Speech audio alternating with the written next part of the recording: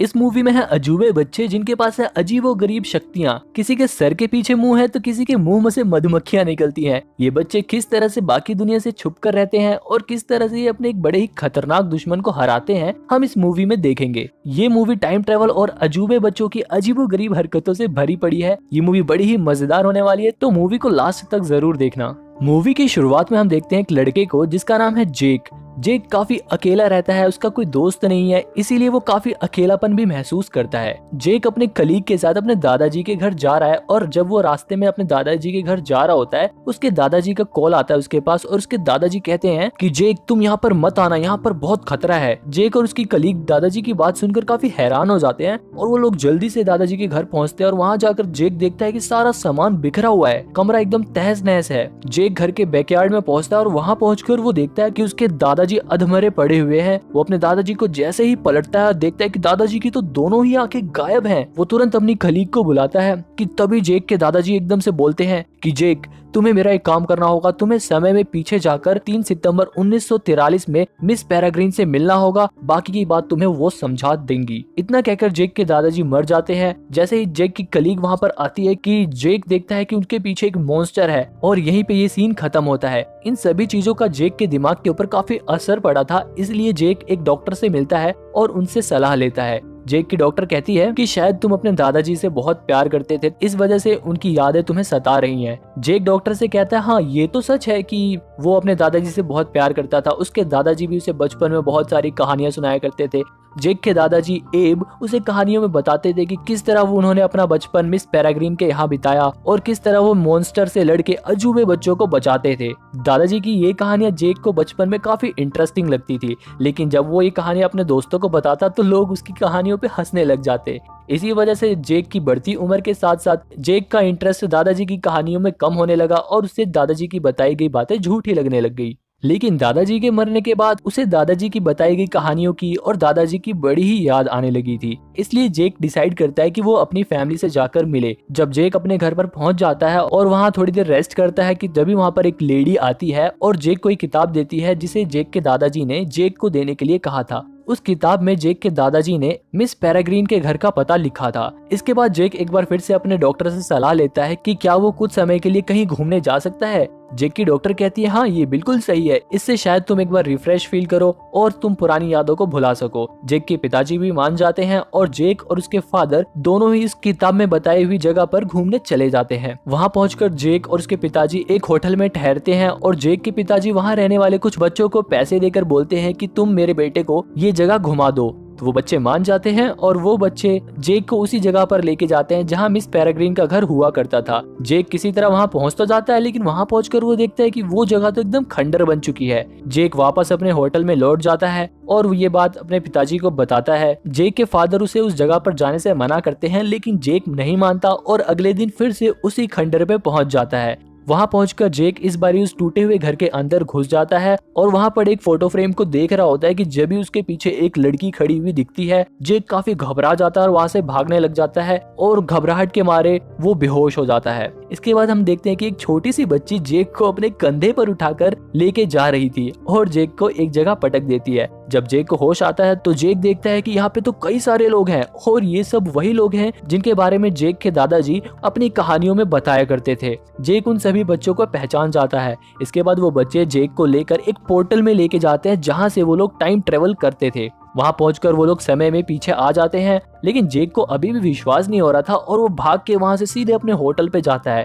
वहां पहुंचकर जेक देखता है कि ये होटल तो अब एक बार में बदल गया है। बार में मौजूद लोग जेक को घुसपैठिया समझते हैं और जेक को पकड़ लेते हैं। इसके बाद वो अजूबे बच्चे आकर जेक को अपने अजूबे और जादुई शक्तियों की मदद से जेक को वहां से भगा लाते हैं और उस जगह को आग लगा देते हैं। जेक काफी खुश होता है, उसे ऐसा लगता है कि उसमें भी जादुई शक्तियां हैं और उसने ये सब अपनी मन की शक्तियों से किया है, लेकिन वो अजूबे बच्चे उसे बताते हैं कि ये अजूबा उन्होंने किया है। इसके बाद वो लोग मिस पेरेग्रीन के उसी घर पर पहुंचते हैं और वहां पहुंचकर जेक देखता है कि ये जगह तो एकदम सही सलामत है, तो उसे विश्वास हो जाता है कि वो समय में पीछे आ चुका है। वहां पहुंचकर मिस पेरेग्रीन जेक का अच्छे से स्वागत करती है। इसके बाद मिस पेरेग्रीन जेक को उन अजूबे बच्चों से मिलवाती है। ये जो लड़की हम देख रहे हैं, ये लड़की अपने हाथों से आग लगा सकती है। इसके अलावा ये जो लड़का था, ये जेक के आने से बिल्कुल भी खुश नहीं था। इसकी खासियत मैं आपको आगे बताऊंगा। इसके बाद मिस पेरेग्रीन जेक को बताती है कि मैं एक एम्ब्रेन हूँ। इन अजूबे बच्चों को पिकुलर्स कहते हैं। मेरा काम है इन बच्चों की देखरेख करना और मैं जब चाहूँ तब एक पक्षी में बदल सकती हूँ और समय को आगे पीछे भी कर सकती हूँ। इसके बाद हम देखते हैं इस बच्ची को, जिसके पास सुपर पावर है कि ये किसी भी चीज को बहुत बड़ा कर सकती है और यहाँ पर एक गाजर को बहुत ही बड़ा कर देती है। इसके बाद ये बच्ची आती है जिसके पास बहुत ही ज्यादा ताकत है और ये किसी भी भारी भरकम चीज को बड़ी ही आसानी से उठा लेती है।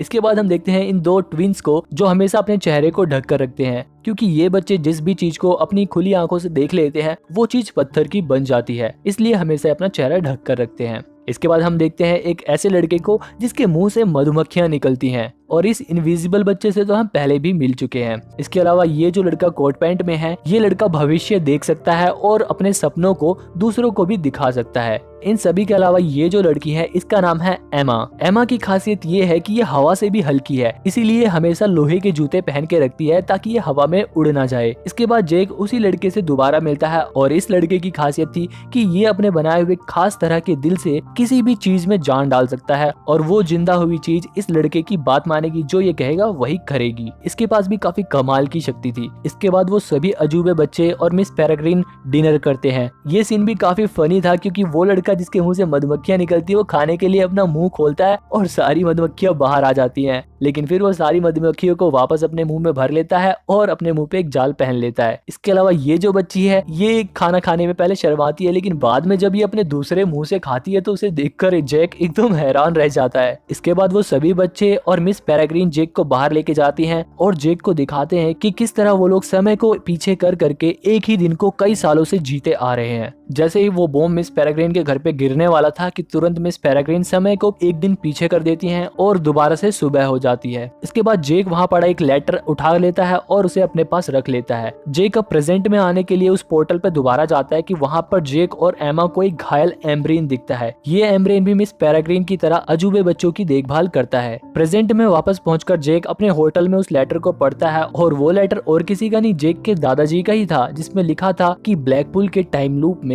मिस्टर बैरन ने हमला कर दिया और वहाँ के सभी पिकुलर्स को मार डाला। ये चिट्ठी पढ़कर जेक तुरंत मिस पेरेग्रीन के पास जाता है और उन्हें ये सारी बात बता देता है। इसके बाद एमा जैक को लेकर समुद्र के अंदर जाती है और समुद्र में डूबे एक शिप में पहुंचकर एमा जैक को मिस्टर बैरन और उसके सभी साथियों के बारे में बताती है। और इसके अलावा एमा जैक को ये भी बताती है कि तुम्हारे दादाजी में और तुम में भी सुपर पावर है, इसीलिए तुम टाइम लूप में एंटर कर पाए। एमा जैक को वापस मिस पेरेग्रीन के घर लेके जाती है और वहाँ पहुंचकर एमा जैक से पूछती है कि क्या तुम्हें वहाँ कुछ दिखाई दे रहा है। जैक बताता है कि हाँ, मुझे वहाँ एक मॉन्स्टर दिखाई दे रहा है। एमा जैक को बताती है कि वो मुझे नहीं दिखाई दे रहा, तुम में यही सुपर पावर है कि सिर्फ तुम और तुम्हारे दादाजी ही इस तरह के मॉन्स्टर को देख सकते हैं, हम लोग नहीं देख सकते। इसके बाद मिस पेरेग्रीन जेक को मिस्टर बैरन के बारे में बताती है कि वो भी हमारी तरह ही पिकुलर था और किस तरह उसने और उसके साथियों ने अमर होने के लिए एक एक्सपेरिमेंट किया और उस एक्सपेरिमेंट की वजह से वो लोग दानव बन गए और इनविजिबल हो गए। और मिस्टर बैरन किस तरह ठीक होने के लिए दूसरे पिकुलर्स की आंखें निकाल कर उन्हें खा खा कर वापस से विजिबल हो रहा है और इंसान बन रहा है। इसके बाद वो घायल एम्ब्रेन जिसे एमा लेके आई थी, वो मिस पेरेग्रीन को बताती है कि किस तरह से मिस्टर बैरन ने उसके टाइम लूप को एकदम तबाह कर दिया और अब वो यहाँ पर भी आएगा और यहाँ भी ऐसा ही करेगा। जेक वापस वर्तमान में आ जाता है और यहाँ वो देखता है कि होटल के मालिक की दोनों आंखें गायब है, वैसे ही जैसे उसके दादाजी की गायब थी। वो तुरंत वापस पोर्टल की तरफ मिस पेरेग्रीन से मिलने के लिए भागता है कि जब भी वो देखता है कि वहाँ पर मिस्टर बैरन था, वो भी जेक के साथ टाइम ट्रेवल करके मिस पेरेग्रीन के यहाँ आ जाता है। मिस्टर बैरन मिस पेरेग्रीन से कहता है कि अगर तुम जेक को बचाना चाहती हो तो अपने आप को एक पक्षी में बदलो और इस पिंजरे में बंद हो जाओ। मिस पेरेग्रीन जेक को और उन सभी बच्चों को बचाने के लिए पक्षी बन जाती है और उस पिंजरे में बंद हो जाती है। इसके बाद मिस्टर बैरन तो वहाँ से चला जाता है, लेकिन उसका एक साथी यहीं पर रुक जाता है ताकि वो इन बच्चों की आंखें खा सके।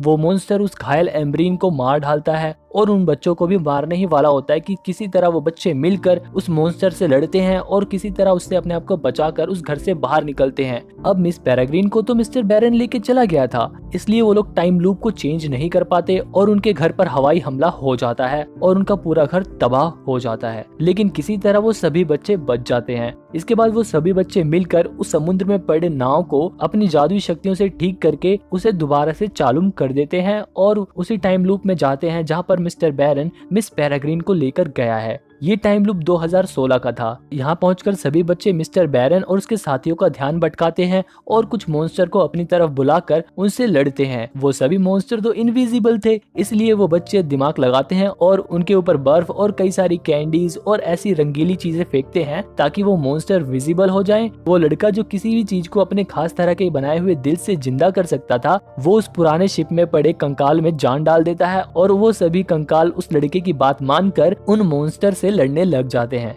ये फाइट काफी फनी भी थी और काफी मजेदार भी थी। दूसरी तरफ मिस्टर बैरन मिस पेरेग्रीन और कई सारे और एम्ब्रीन्स को मारकर अपने एक्सपेरिमेंट को पूरा करके अमर होने की तैयारी में था कि जब भी वहाँ बच्चे आ जाते हैं और वो सभी मिलकर उन सभी से लड़ने लग जाते हैं। यहाँ पर भी काफी इंटरेस्टिंग लड़ाई होती है। ये सभी बच्चे अपनी अपनी खास अनोखी शक्तियों से अपने सभी दुश्मनों से लड़ते हैं और उन्हें एक एक करके मारते जाते हैं। लेकिन किसी तरह मिस्टर बैरन उनसे बच के भाग निकलता है। मौका पाकर जेक मिस पेरेग्रीन को उस पिंजरे से छुड़ाने के लिए पहुंचता है, लेकिन जब भी वहां पर मिस्टर बैरन भी पहुंच जाता है और मिस्टर बैरन जैसे ही जेक को मारने वाला था कि जब भी वहां पर वो बच्चे दोबारा से पहुंच जाते हैं और बच्चों को आता हुआ देखकर मिस्टर बैरन दोबारा से भेस बदल कर जेक के जैसा ही रूप धर लेता है ताकि वो बच्चे इसे पहचान ना पाए। जेक और मिस्टर बैरन दोनों ही कहते हैं कि असलियत में मैं जेक हूँ, लेकिन वो बच्चे समझ नहीं पा रहे थे कि असली जेक है कौन कि जब भी वहाँ पर वो इनविजिबल मॉन्स्टर भी आ जाता है जिसे सिर्फ जेक देख सकता था। जेक मॉन्स्टर को देख लेता है और वो वहाँ से हट जाता है और वो मॉन्स्टर मिस्टर बैरन को ही पकड़कर मिस्टर बैरन की आंखें निकालकर खा लेता है और इस तरह से मिस्टर बैरन भी मर जाता है और मौका पाकर जेक उस मॉन्स्टर को भी मार देता है। तो इस तरह से इन बच्चों के सभी दुश्मन मर जाते हैं। अब ये सभी बच्चे ब्लैकपूल के उसी पोर्टल से दोबारा समय में पीछे जाते हैं, लेकिन जेक वहीं पर रुक जाता है। हालांकि जेक और एमा अलग नहीं होना चाहते थे क्योंकि वो दोनों एक दूसरे को काफी पसंद करने लगे थे। जेक समय में हल्का से पीछे चला जाता है और वापस अपने दादाजी से जाकर मिलता है और उन्हें अपनी सारी कहानी बताता है कि किस तरह उन्होंने मिस्टर बैरन से छुटकारा पाया। जेक के दादाजी जेक को कुछ पुराने नोट देते हैं और एक ऐसा मैप देते हैं जिसमें सभी पोर्टल का पता लिखा था जिसके जरिए जेक टाइम ट्रेवल कर सकता था। इसके बाद जेक कई सारे टाइम लूप से होकर वापस 1943 में पहुंचकर उसी शिप में पहुंच जाता है जहां पर वो दोबारा से एमा से मिलता है और यहां पर जेक और एमा एक दूसरे से प्यार का इजहार करते हैं और अब ये सभी बच्चे हंसी खुशी दोबारा से एक नए टाइम लूप में रहने के लिए चले जाते हैं। मिस पेरेग्रीन भी इन बच्चों को देखकर काफी खुश थी। तो इस तरह से इस मूवी की एंडिंग होती है। इस मूवी में और भी कई सारे सीन थे जिन्हें एक पूरी वीडियो में डिस्क्राइब करना काफी मुश्किल था। टाइम ट्रेवलिंग की वजह से ये मूवी थोड़ी सी कंफ्यूजिंग है लेकिन काफी इंटरेस्टिंग भी है। आप इस पूरी मूवी को भी नेटफ्लिक्स पे देख सकते हो और ऐसी और भी मूवीज के एक्सप्लेनेशन देखने के लिए हमारे चैनल को सब्सक्राइब कर लो और ये वाली मजेदार वीडियो देखो।